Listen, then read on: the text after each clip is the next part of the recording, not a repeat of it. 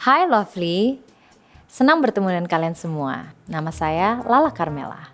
Sehari-hari tuh aku pagi-pagi pasti udah jalan pagi karena kebetulan aku punya 2 anjing kecil dan jalan itu sangat penting buat mereka. Jadi aku jalan pagi bersama mereka, terus nanti aku mulai siap-siap, call meetings.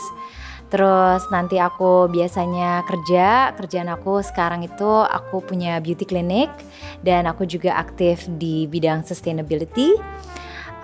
Terus biasanya, kalau ada manggung hari itu, pulang sebelum manggung aku sempetin olahraga. Buat aku olahraga tuh penting banget, itu sangat essential when it comes to my lifestyle. Terus, setelah udah fit, udah seger, baru siap-siap buat manggung. Kalau pulang aktivitas tuh kalau udah malam-malam biasanya aku relaxation-nya dengan ya aku do my skincare routine, terus misalnya aku do some meditation, journaling, dan sebelum aku tidur hal yang pasti aku lakukan adalah aku ngajak anjingku jalan lagi karena mereka harus jalan before bed biar nggak pipis dan pup di dalam apartemen. Terus biasanya aku bersihin mereka karena they sleep with us, with my husband and I. Dan abis itu baru deh aku udah bisa relax, mungkin dengerin sedikit musik atau mungkin double with my guitar for a bit, terus tidur. Biasanya yang bikin good mood itu aku suka kalau everything itu organized and well prepared. Aku suka banget memprepare buat sesuatu dan dengan begitu, I like the element of surprise. Cuman kadang-kadang kalau kita udah merencanakan sesuatu itu lebih enak ngejalaninnya. Udah tahu kita look forward ke apa, udah tahu harus antisipasi apa. Nah, kalau misalnya yang buat aku bete itu biasanya ya kebalikannya gitu. Hal-hal yang di luar rencana happens. Terus misalnya aku nggak di info, tapi ya itu something yang aku lagi coba juga untuk work on myself. We gotta be flexible, right? Selain itu, aku orangnya suka banget kebersihan. Jadi for me cleanliness itu something yang very penting ya, important for me. Karena menurut aku cleanliness itu adalah comfort juga buat aku. So kalau misalnya suasananya bersih, suasananya tenang, itu biasanya membantu mood aku untuk bisa lebih happy, bisa lebih tenang, lebih easy lah untuk menjalani kegiatan sehari-hari aku. Sebenarnya jujur ya ini sesuatu yang memang semua musisi tuh nggak mungkin sih nggak pernah ngalamin, apalagi musisi yang berada di industri musik yang juga melakukan musik sebagai karir mereka, kerjaan mereka.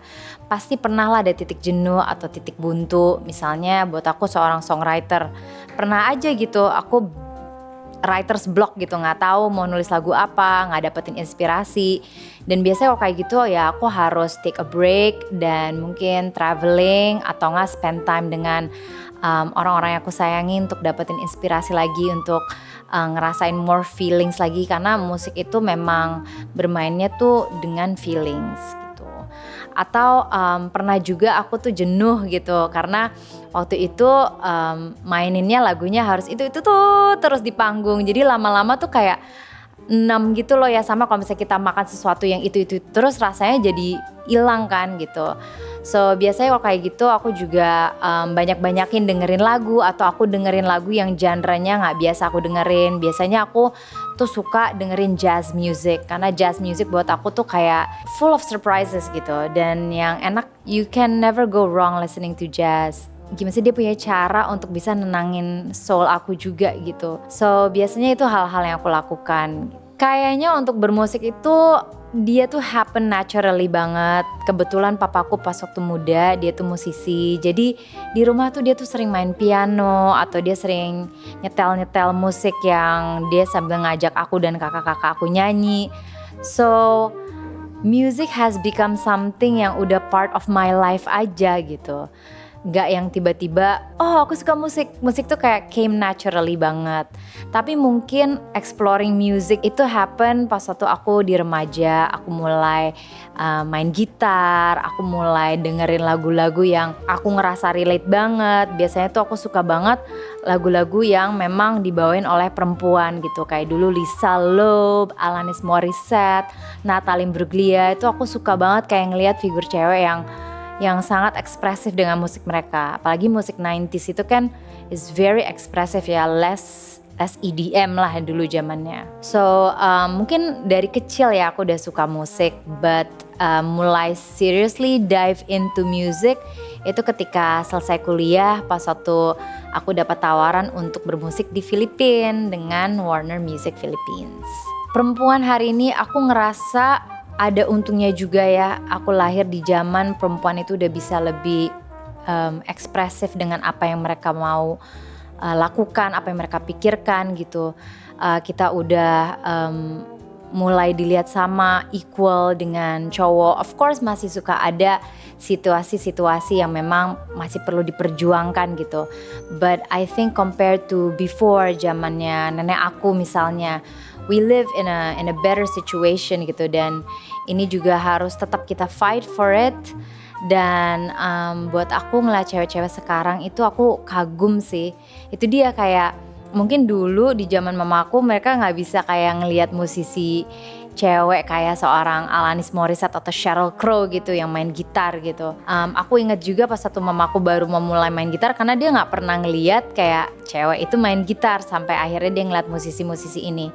Sedangkan I live in this era gitu. So aku consider myself very lucky untuk bisa melihat cewek-cewek sekarang udah lebih ekspresif di segi musik, segi kesenian mereka, dan juga cewek-cewek sekarang udah lebih mendapatkan kesempatan, sehingga kita bisa lihat nih cewek-cewek sekitar kita tuh emang udah banyak banget yang hebat-hebat banget. Menurut aku in general aku ngerasa maybe masih ada situasi tuh yang cewek tuh discriminate, and itu menjadi concern buat aku. Again, kita udah live in an era sebenarnya udah harus seeing each other equally gitu. But of course masih ada orang-orang yang hidup dari zaman dulu dan masih terbawa culture itu sampai sekarang.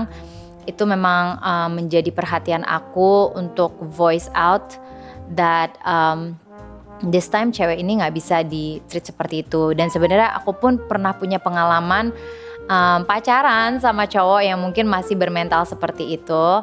Dan it was an episode in my life yang bisa dibilang gave me a lot of lesson and experience yang bisa aku share ke teman-teman perempuan sekarang untuk bisa lebih waspada ya dengan orang-orang seperti itu. So for me kayak mental abuse or of course physical abuse is something yang I care about. I don't think any woman should be experiencing that, apalagi with the world today, and sekarang juga seharusnya udah ada kesetaraan gender.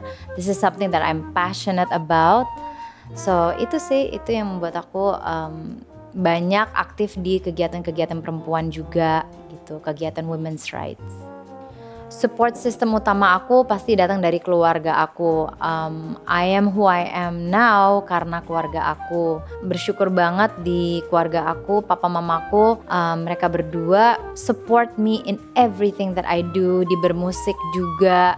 Terus mamaku gitu ya, dia hubungannya dengan papaku, aku gak merasakan kayak papaku tuh dominating my mom. Mereka berdua tuh saling melengkapi, makanya aku juga merasa their love became a very good support system buat aku dan kakak-kakak aku. Dan aku bisa cerita apa aja ke mereka, aku bisa terbuka sama mereka, apalagi being in an industry yang very judgmental kayak the entertainment world gitu. Penting banget untuk punya support system yang kita tahu kita gak di-judge nih sama mereka. Justru kita bisa just be who we are, dan mereka ngerimain kita untuk tetap jadi ourselves wherever we are. So my best support system is my family, yang aku thankful banget memiliki mereka di hidup aku. Untuk teman-teman perempuan di luar sana, menurut aku sih kalian pasti udah hebat-hebat banget. You inspire me, all of you inspire me. Keep doing what you do best. keep believing in yourself. Don't forget superpower kalian. Dan remember like today itu ya it all depends on us to give an example to the generation setelah kita, perempuan-perempuan setelah kita. So keep doing what you're doing. And yeah, for me itu aja sih yang bisa aku sampaikan.